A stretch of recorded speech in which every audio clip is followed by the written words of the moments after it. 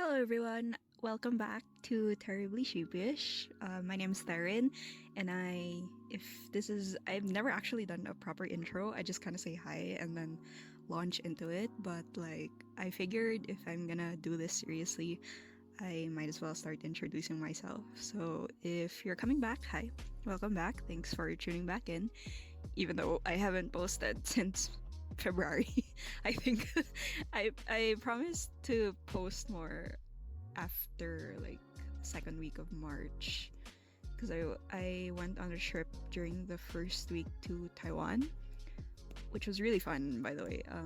I have some vlogs up on my Instagram and I would post them on YouTube, but I'm kind of iffy about copyright issues because I use copyrighted music. I really like using pop and rock and basically licensed music in my vlogs, so I only ever post them on my Instagram reels. So not to plug my other socials this early on, but if you want to see those, I'll link my personal Instagram in the description if you want to see what I got up to in Taiwan.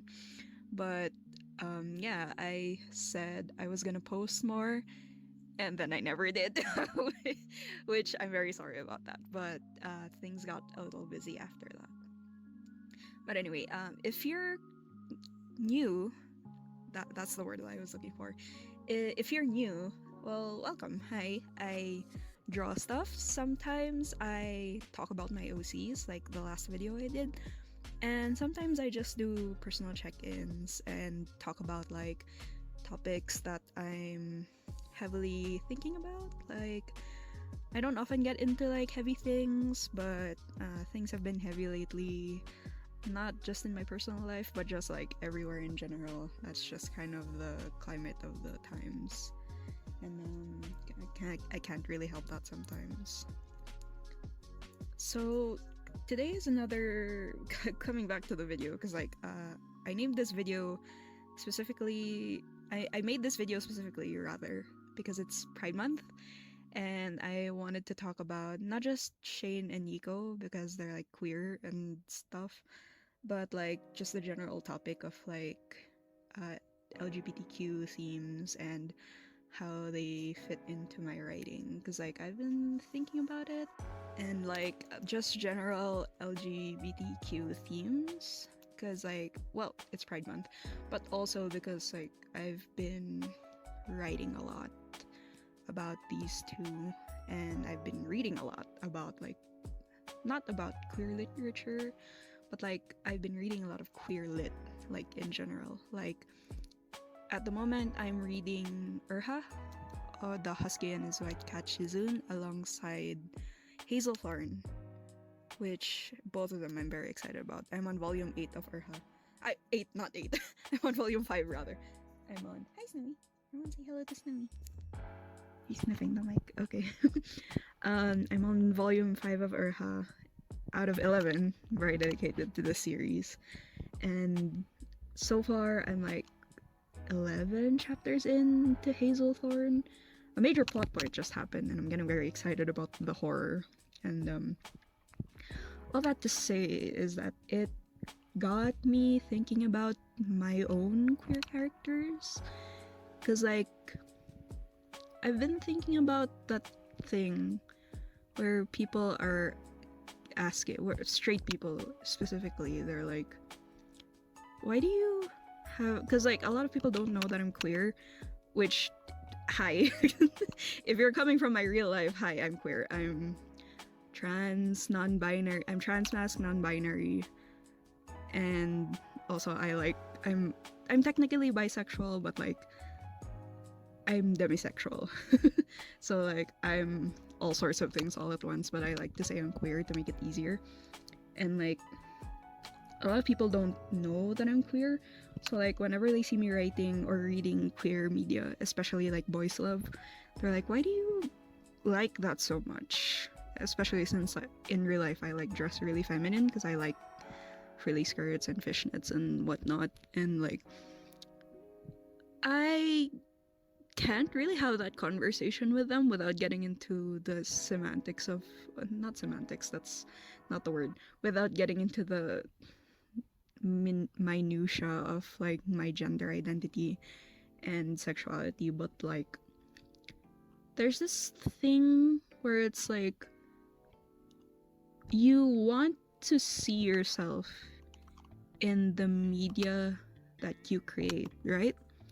So like sometimes you write things that you don't want, but like for the most part, when you create, it's this, you're driven by this like desire to see something that you don't usually find in like other media, if that makes sense. So like that's where the title comes in. Like there's this like the desire to see yourself represented. It's not so much, you would think that because of the way I structured the thumbnail, it's like a desire for someone else, but it's more like, to me, it's more like a desire to see yourself in a car. It's a desire, not yourself, myself, me. I'm speaking for myself. So like, it's a desire. Me writing queer characters like Shane and Nico is like expressing my desire to see. It's like expressing my desire not just to see someone who acts like me, but someone who is me. So like I discussed in my previous video, Shane is trans masculine and he is still very feminine looking. So like he has the soft features. I think canonically in my story, he's only taking like a very minimal amount of testosterone. So he has a little bit of he doesn't, how do I say this? He's like, he had top surgery and he takes a minimal amount of testosterone.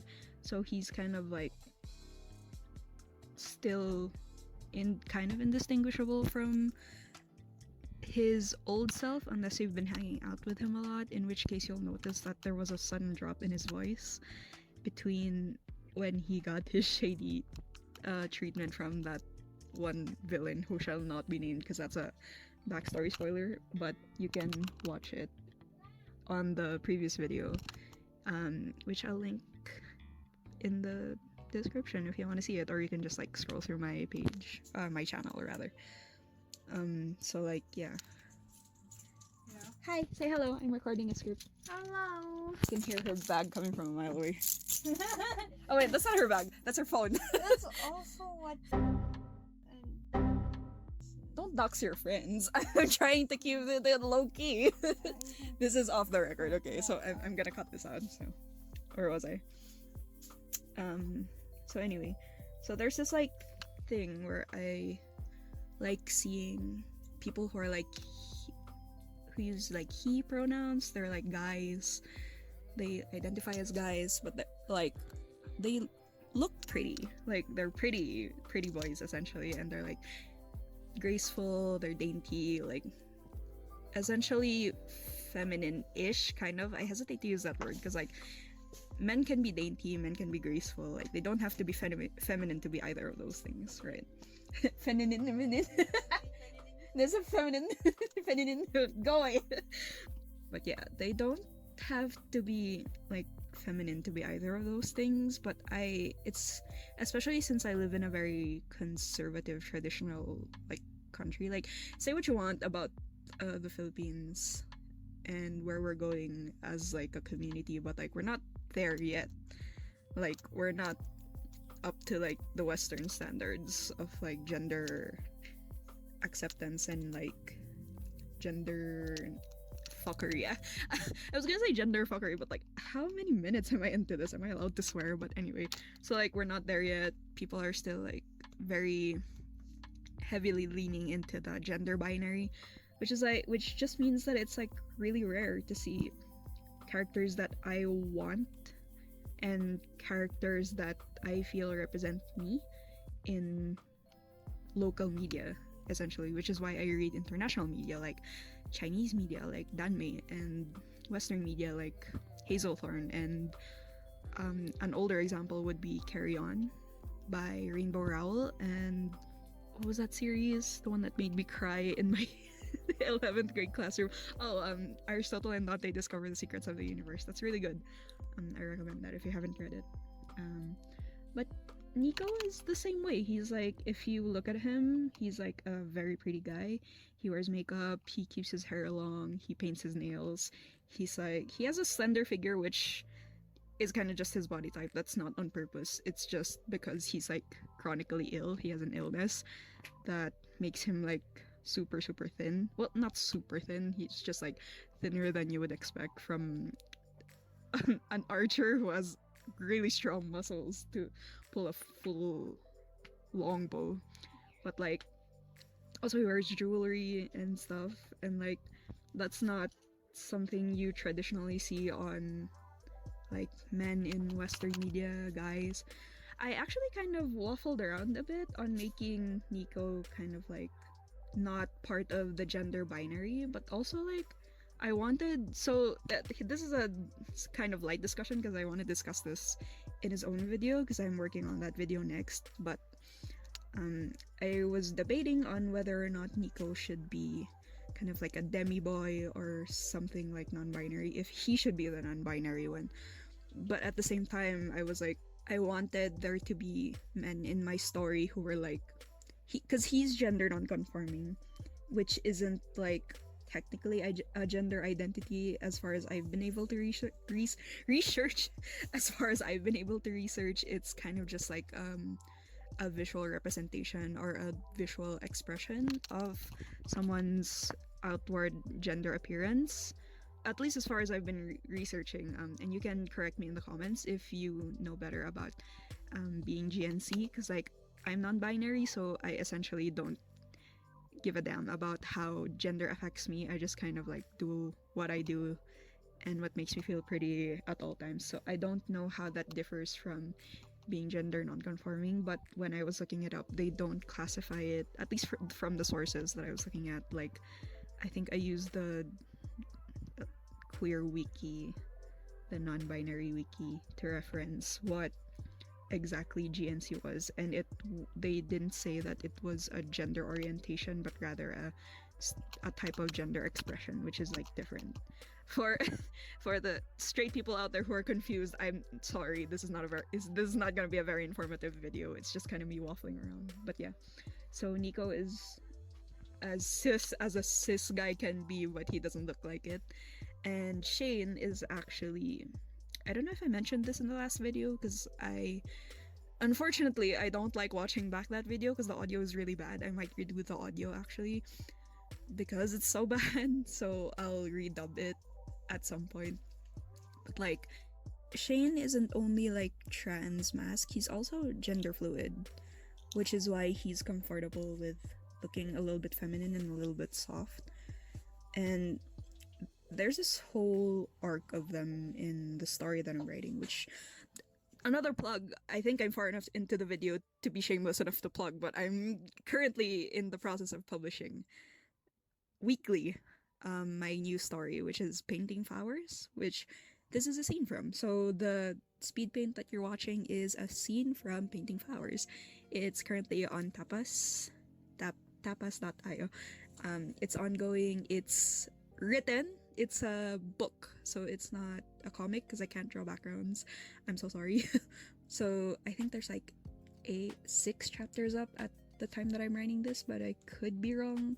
I'm not writing this isn't the script, but like, I think there are like 6 or 7 chapters up at the time that I'm recording this, so I'll put the link in the description if you want to read that, because I update weekly on Wednesdays at 6 p.m. Philippine Standard Time, but I don't know how that translates in other time zones. I'll have to look it up. But anyway, one of the major cruxes of Shane's character arc in that book is that he has to like come to terms with the fact that he kind of internally doesn't like Nico, because Nico is able to express himself so openly despite the fact that he's like constantly being misgendered, he's constantly getting in trouble, which is like the constantly getting in trouble part is not related to him being like gender non-conforming. That's a whole different thing entirely. He's kind of a he's kind of a saying he's a rebel is kind of weird. It's kind of corny sounding, but that's kind of what he is. He's like a troublemaker, and he gets into fights a lot because he's really outspoken about what he wants and when he wants it, and he just kind of does what he feels is right, even if it tends to like get him criticized harshly a lot of the time. And he just kind of rubs Shane the wrong way, even though Shane is like fully aware that that's not a rational thing to be feeling. It's like Nico isn't doing anything towards him specifically. Like Nico isn't treating him harshly. Like Nico isn't purposely going out of his way to like make Shane feel like he's inadequate or like he's hiding parts of himself. Like Shane actively can't come out to his family. Like the story isn't about coming out, right? So it's a story that has queer characters, but it's not about being queer. It's more of a story about mental health than anything. And it just so happens that the characters are like queer, because like that's always been my kind of favorite thing to do, is like just write stories, because like I like to focus on other themes like mental health and how you confront those kinds of things when there's like a million different aspects in your life that are going wrong at the same time, and they just so happen to be gay while they're doing it. Like while they're having a nervous breakdown, they just happen to be like trans, or they just happen to be bisexual. And like it's not about coming out, although like one of the major issues that Shane does have is that he can't come out as like trans to his family because they're like in a really rigid traditional family, which is mood anyway. But yeah, so like that kind of is circling back to my point of like, you write what you want to see in media, which I kind of don't like seeing.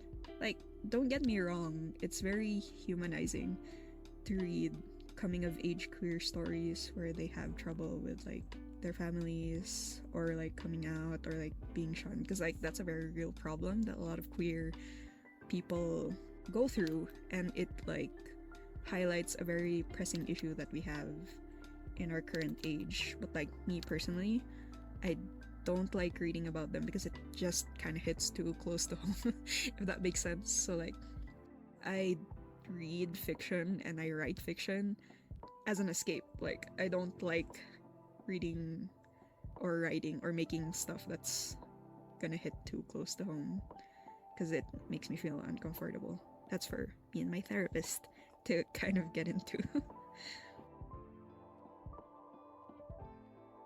But yeah, so that's kind of where I'm gonna have to end, because like the speed paint is wrapping up, which is like, now that I'm looking at it, it's like blown out, it's blurry, and like anyway, I'll fix that in my subsequent art. But like I really like how it turned out. I really like the pinks and the blues and the purples, and I don't know about you, but it looks really romantic.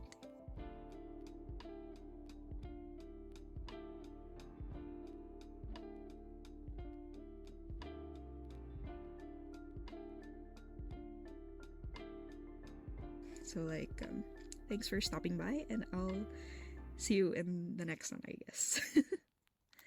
So like the next, just a little preview of what I'm gonna do next, since this like end card is like really long. It's like a minute, I think.